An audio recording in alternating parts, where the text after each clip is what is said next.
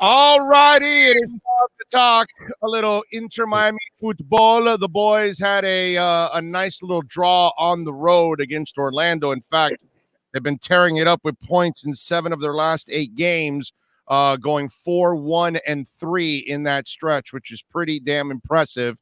And of course, the man that covers it on a daily basis is Franco Panizo. Follow him on Twitter at Franco Panizo and catch his work there at Miami Total Football. And Franco, I know you're it's not the Dolphins segment, but I just found it interesting because can you imagine an MLS player that is under investigation by 22 women in a lawsuit, civil lawsuits? There's a criminal investigation going on, and yet a report comes out that within the next 2 weeks he'll get traded. Walk me through this. Just logic tells you. Do you think the court systems in this country are going to resolve those kind of issues in the next 2 weeks? What do you think about that? What would your guess be right there and then? I would guess no, but I don't know all the details of this topic. But I would guess no, just by the amount of allegations that are allegedly in his against him. So there is something of similar fashion in the football world right now with Benjamin Mendy, who's had a few alleged sex offenses that he's facing right now. So that's something that's going on right now across the pond. So that's been a talking point, a storyline. But yeah, without knowing all the details, I can't imagine that things will be resolved in a matter of 2 weeks. Yeah, that's what I've been trying to explain to folks because people just throw shit on the wall and then they hope it sticks. And, it's just, to me, and it happens in every part of our biz. You know that, dude. We've got outlets and people that are constantly wrong, but they don't care. They'll just, because there is no repercussions anymore in our business, for all that kind of stuff. But we have people that'll keep throwing stuff on the wall, and it just never ends up sticking. So let's get into a little Inter Miami football. I know that a 0-0 game is not supposed to be exciting, but there were moments in this game. There were things to watch, but again, another gritty performance. And I got to start off with the guy that, we've questioned at times throughout the year and all of that, but Phil Neville has got to be given. I'm giving him most of the credit for the turnaround right now and the way the team is playing, because I got to be honest with you, bro, I still don't even think they're this good. And yet somehow or another, they're 4-1-3. I'm amazed. Yeah, look, they've turned things around from that 5-0 defeat to the New England Revolution. That when they hit rock bottom, it doesn't get much worse than that. They lost at home, a record defeat, the biggest one in Inter Miami history. That extended the losing streak to a franchise record 6 games. I mean, that was as low as it got. Things were not looking all that positive. Most places in the world, he probably would have gotten let go after that game, but he continued on and he found a very quick solution after that, and the team has turned it around since then. You just gave out the record, so Inter Miami's been a much different team, much more competitive team, and now the playoffs are within reach. They're only 4 points away, so it's looking much, much brighter for Inter Miami right now. Yeah, and okay, so for you, I give Neville all the credit in the world for finding a way for them to play that gritty style that they're playing right now. Where do you lay the credit? No, I feel Neville absolutely deserves a ton of the credit for finding ways to make the most out of a team that was limited or that is limited, and finding ways to, so finding ways to make the team better because.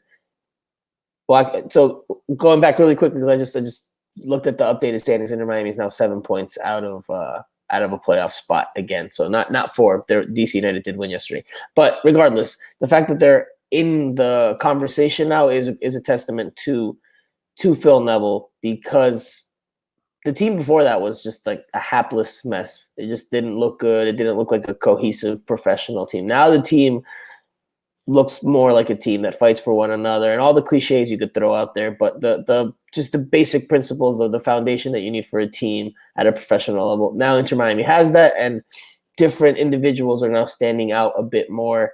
Obviously, it isn't with the most attractive style of soccer. This is a team that plays much more defensive now. They call it a 3-man backline at times. It's really a 5-man backline because you have 2 wingbacks that, yes, they get forward, but they're defensive-minded players.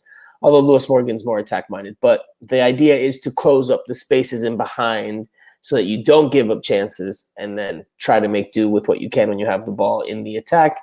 Inter Miami has done a good job, by and large, throughout this streak of the stretch with having the ball at times and creating things. They've done better than what they did before. But again, the reason why they've been competitive is because of the 5-man back line and the ability to close down spaces at the back now and limit opponents. Because this game against Orlando City, they gave up 2 shots on goal that Nick Marsman made both great saves on, but they just only gave up 2 shots on goal. So that's a testament to the defense, and that's not the first time the defense has done that. If you go back to the other draw versus Orlando City at the start of the month, a 1-1 draw in Orlando, a very similar type of game in which Inter Miami doesn't give up a whole lot, doesn't generate a whole lot, but doesn't give up a whole lot. And that goal they gave up in that game was off of a corner kick. So Inter Miami has defensively found its solidity. That's kept it in games. Hasn't made for the most attractive soccer, I'll repeat, but it's been effective. They've been able to get results as a result of that defensive or that scheme change. And not only Marsman and Futbol too. I mean, both goalies made some. They were the stars of the game. Both those guys, they're the ones that kept it 0-0 basically. Yeah, no, but I mean, again, for me, Nick Marsman was the man of the match. Pedro Alese for Orlando City made one very, very good save, and then one routine save, you would say, because Gonzalo Higuain was at a very tight angle on the shot he took on frame. But this was not an offensive masterpiece. This was not an attacking masterclass. This was a very cagey. Like, there are 0-0 draws that are very exciting. There's a lot of chances, and either the ball just doesn't go in, or the goalkeepers make great saves, or they hit the post. But this one was not that. This one had a couple of moments where could put you take your butt out of the seat or keep you on the edge, but was not. It won't be confused for a classic anytime soon, an instant classic. I'm with you there, Robbie. By the way, I thought Robbie played well. That little back boot pass he made in the box was really, really sweet. He's starting to justify the selection. You know what I mean? Because I know you'll never be able to justify passing up Daryl DK twice in the whole thing. But he's now that he's healthy now for a nice stretch, now I think fans are starting to see what McDonough saw in him and why he made him that pick. And you can tell confidence, everything is really developing right now for Robbie. Robbie's feeling himself right now. And I think the international play is going to be priceless for him too. I think that's going to be an awesome experience for him to help build him up as a player. But talk a little bit about Robbie. Yeah, no, he definitely looks a more confident player, much more confident in his decision-making, in his willingness to go at defenders, sharper as well with whether he passes, whether he dribbles. He's sharper overall. He's developing and growing as the young player that he is, because we've seen in the last, maybe not this game so much, but the game before that, him use his left foot, which is something that he had really avoided for much of his young career. So, I asked him about that after the game.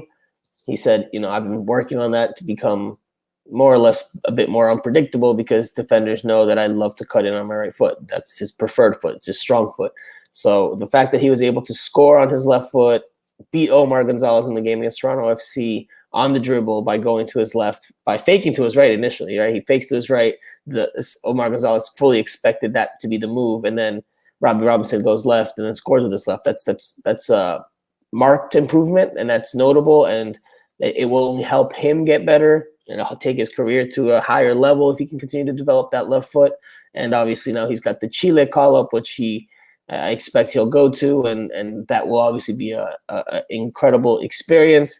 It will probably take some time for him to get used to the level there, because it's another level or two above what MLS is in terms of the speed and the time that you have on the ball.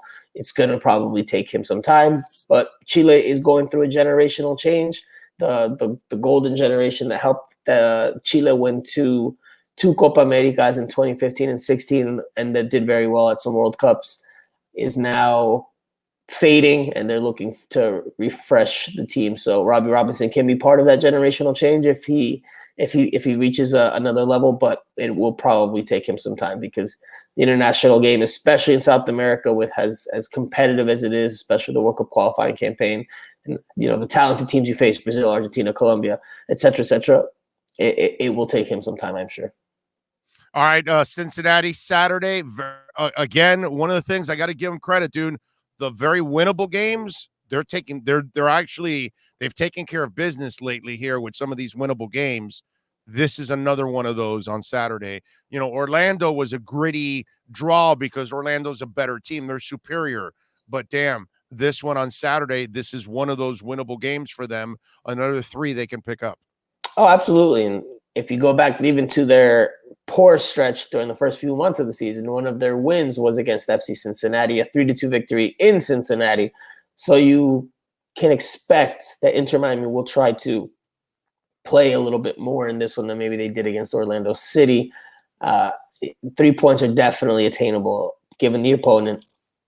Obviously, they'll be on the road. It's a tough place to play, although it's a new place to play. It should be a tough place to play just because of the environment and the atmosphere that should be there. But Inter Miami should be able to play for the 3 points a little bit more. So I think they have a chance. Absolutely. I think they can do it, especially if the DPs that are available are on. But there will be players missing for Inter Miami in this one. That's a big talking point. They're going to have their depth tested a bit more. Rodolfo Pizarro's out because he's with Mexico.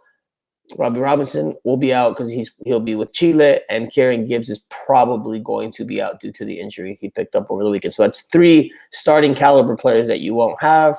Obviously, Gonzalo Higuain still in the mix, Blaise Matuidi still in the mix, but filling those 3 spots will probably be a challenge that Phil Neville has to successfully do if Inter Miami is going to take 3 points. All right, Franco Panizo, by the way, Miami Total Football is the podcast. You want to keep up with everything Inter, make sure you follow my man Franco Panizo. He does an excellent job. Before I let you go, you talk about the generational change that Chile is in. So is the United States. Their youth movement is going on. Your thoughts on their game against El Salvador?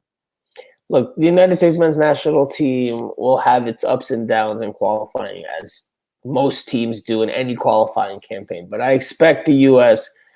to do very well and finish first or second in this qualification. They're just much more talented than almost every other opponent. Mexico is probably the one opponent that you could say is there. Maybe you could argue it's slightly better, you could argue it's slightly worse, whatever. But besides that, the U.S. men's national team is by far much more talented than the rest of the opponents. Now, obviously, the same could have been said a cycle ago, but that was with an aging team that was starting to fade.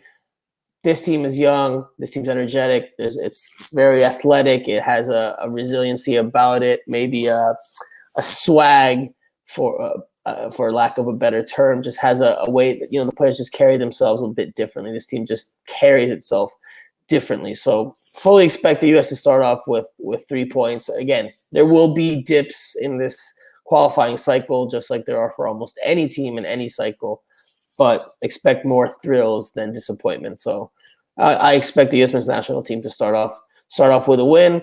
And I was in LA actually last week for the MLS All-Star game, and I had a Peruvian colleague who came all the way from Peru who went to the All-Star game to cover the Peruvians involved, and we were talking about the national teams. And I like following Peruvian national team, but he was like, man, the U.S. team is terrible. I was like, no, man, this team is very, very good. I'm like, just look where some of these players are playing, man. Just look where some of these players are playing. He tried to be like, oh, it doesn't mean anything. That doesn't mean anything. I was like, no, I mean, it can mean nothing, but for the U.S. it means plenty. And what the team has shown is that it can play and perform, especially against CONCACAF opposition. So, again, that's a dude living in the past that doesn't actually follow them. And he thinks it's the same old Americans. I was going to tell you, they have the best talent in this part of the world. They're better than Mexico. they should be better than Mexico now. Our young guys are more talented than their guys. What Mexico has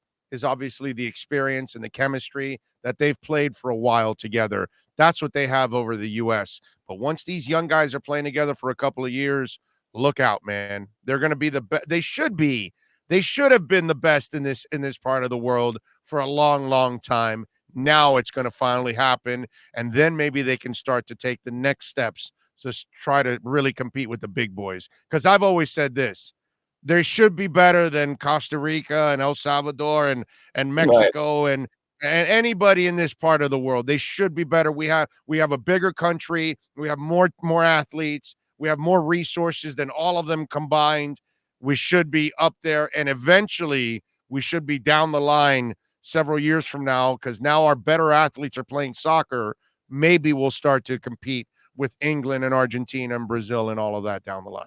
That's what I'm hoping for. That's the challenge, but it's not easy. And I had actually on the flight back from LA, I had someone that works in the industry as an editor sit next to me, and we actually got to talking quite a bit just about things in general. I recommended places for him to go in South Florida, but we also talked about the U.S. men's national team. He said he's really excited about this U.S. men's national team. But we both agreed, him and I both agreed, that for the U.S., it's really tough to gauge where they stand until they play meaningful games against other opposition besides CONCACAF, because by and large, CONCACAF, the level's not there. Besides Mexico, maybe Costa Rica, Canada right now is on the up, but it's just not a region that provides a lot of competitive games. So it's hard to really assess how good these young guys are. They're good, but how good are they? We don't know until they play, some European teams on the road or in a competitive environment, or South American team. So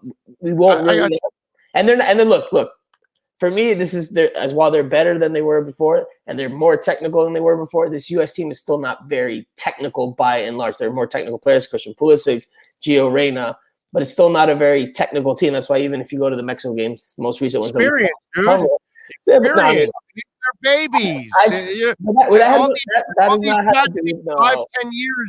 All these cats need 5-10 years of international play, and we won't be saying any of that. But it's this generation that you'll build on for actually become really good. If you watch the Mexico games from this summer, both games pretty similar. Mexico had most of the ball. Mexico created chances that they didn't put away. The U.S. defended well, got some great saves from their goalkeepers, and then they get some set piece goals and some opportunistic finishing at the other end, or some efficient finishing. It's the same story that I've seen for a lot of the U.S.-Mexico games over the last 10, 12 years. The U.S. is an more athletic team. Mexico is a more technical team. That will take time for the player pool to really take a next step. And look, that might not happen for a long, long time, because it's just different nations have different strengths and weaknesses, and the U.S. does base its soccer on more athletic terms. Starting to see a little bit more technical qualities come through the player pool, but physical ones are still what are predominantly there for the U.S. and for how the American game is played. So even anyone that comes into MLS, Matias Pellegrini, former Inter Miami player on loan at Estudiantes, when they asked him to describe the difference between the soccer in Argentina and the soccer in the United States and MLS, he said, it's a much more physical league. It's a league that has a lot of transitions, which means the ball just goes from one end to the other. There's not a lot of thorough buildup, which would be a characteristic of a more technical style soccer, something that even Lucas Elarrayan, Columbus Crew player, in a press conference at MLS All-Star, he's played in both leagues, Liga MX and in Mexico and here in the United States. And he was asked about the differences, said the same thing. The United States is probably a league that they do a lot of gym work, they do a lot of physical work. Liga MX a little more technical. So that will take plenty of time to really change, if at all. But the U.S. is making strides. And with the athleticism that they have, they're in a good way right now, for sure. I'm with you there. Follow him on Twitter at Franco Panizo, and you got to listen to the podcast, man. He does a great job. Miami Total Football. Look for it there. Franco, as always, thank you for waking up early for us, man. I really appreciate you. Only for you, Big O. Only for you. I would be sleeping otherwise. I got to enjoy my Primus tonight, bro. I'm going to rock out tonight. Thank you, Enjoy, Franco. bro. I appreciate Enjoy. you, man. You got it.